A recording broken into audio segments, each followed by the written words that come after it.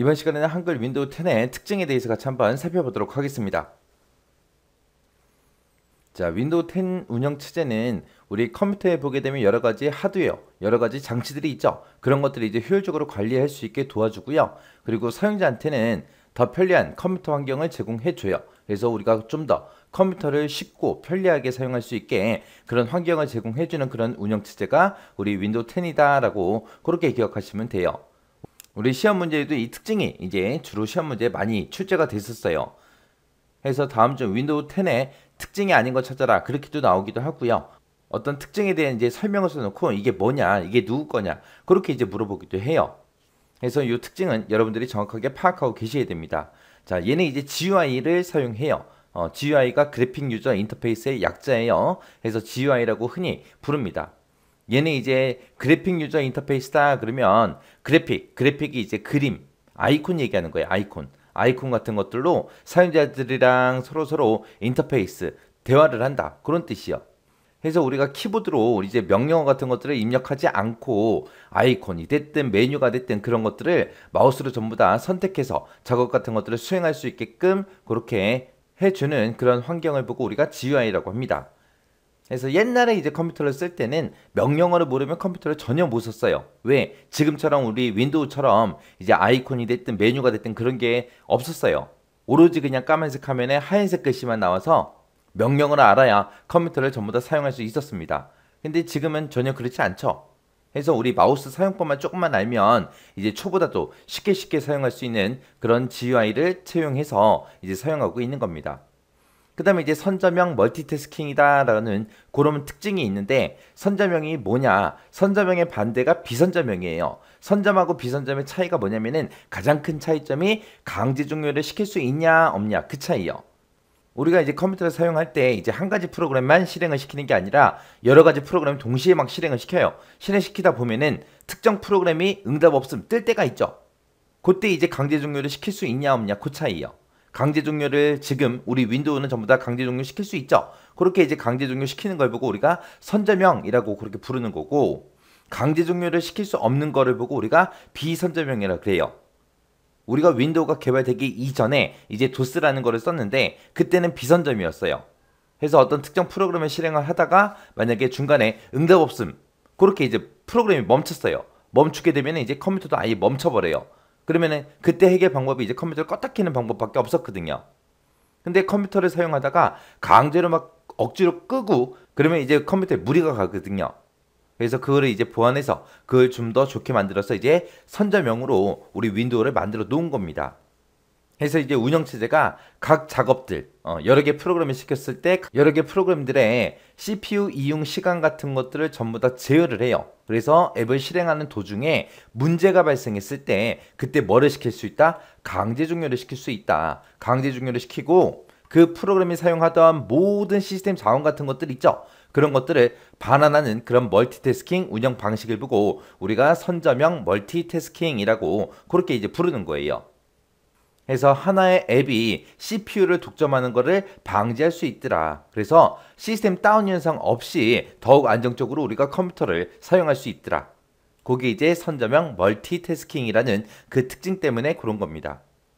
우리가 윈도우 7까지는 하나하나 프로그램들마다 전부 다 그냥 프로그램이라고 불렀는데, 이 윈도우 10부터는 이제 프로그램이라는 말을 안 쓰고요. 우리가 컴퓨터에 사용하는 모든 응용 프로그램 같은 것들을 전부 다 우리가 애플리케이션이라고 부르는데, 그 애플리케이션이라는 말을 줄여서 우리가 앱이라고 그렇게 불러요. 그래서 여기서 보게 되면 이제 앱이다 계속해서 이제 앱이라는 말이 나올 거예요. 그런 앱이라는 말이 나오면 이거는 우리가 컴퓨터상에서 사용되는 그런 프로그램을 줄여서 이렇게 부르더라. 그렇게 이제 기억하시면 돼요. 우리가 스마트폰에서도 앱 같은 거 다운받잖아요. 그죠? 그 앱이 프로그램이에요. 프로그램.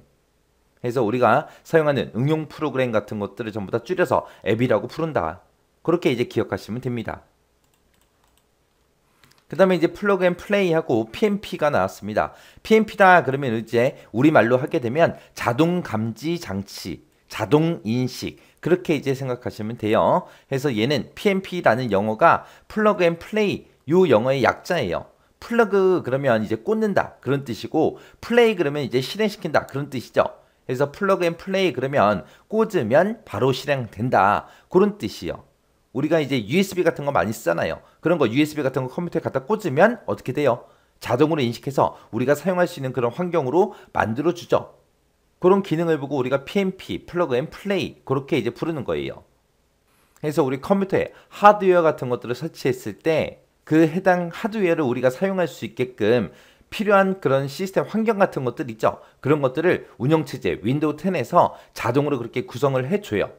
구성을 해서 사용자가 바로바로 쓸 수 있게 해주는 그런 기능, 그런 특징을 보고 우리는 PNP, 플러그 앤 플레이라고 하더라.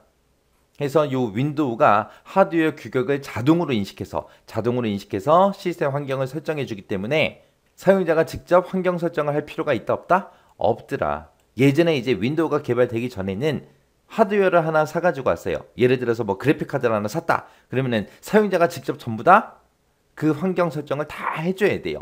그래야 그 장치를 우리가 쓸 수 있었거든요. 근데 이 PNP라는 기능이 나오고 나서부터는 사용자가 직접 환경 설정을 안 해도 돼요. 그래서 아주 좋은 기능이죠. 그래서 이런 이제 플러그 앤 플레이 기능을 우리가 사용하기 위해서는 그 하드웨어 그리고 소프트웨어가 전부 다 플러그 앤 플레이 그 기능을 지원을 해줘야 우리가 쓸 수 있는 거예요. 그래서 요즘에 나오는 장치들은 전부 다 이 플러그 앤 플레이 기능을 다 지원하지만 예전에 이제 초창기 때만 하더라도 이 기능을 지원하는 게 있었고 안 하는 게 있었거든요. 그래서 하드웨어, 소프트웨어 전부 다 이제 플러그 앤 플레이, PNP 기능을 지원하는 그런 장치들만 우리가 PNP를 할 수 있더라.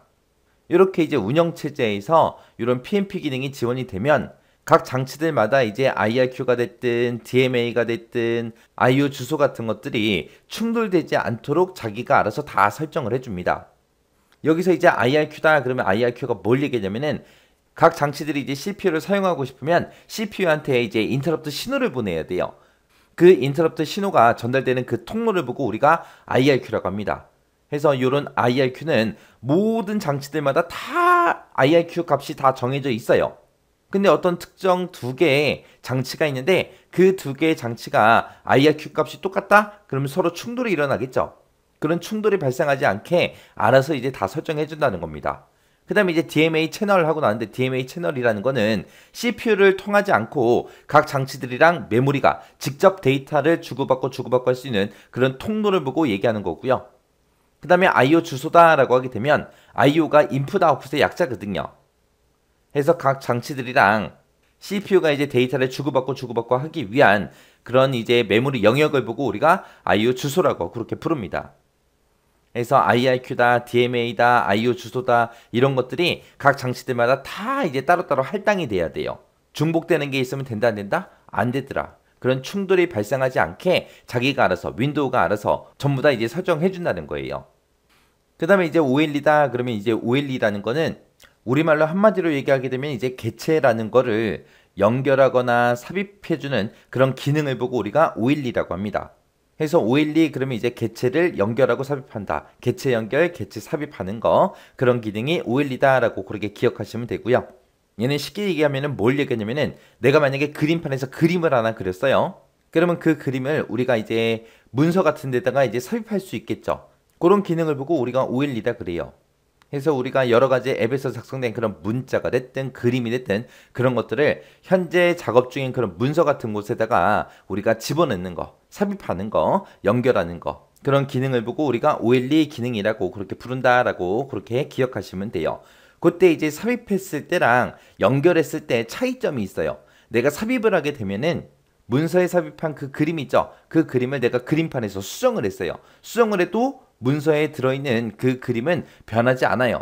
근데 내가 만약에 개체를 연결을 시켰어요. 연결을 시키게 되면 그림판에 있는 그 그림과 문서에 들어있는 그림이 서로 연결이 되어 있기 때문에 그림판에서 내가 그림을 수정하게 되면 문서에 들어있던 그 그림도 같이 수정이 됩니다.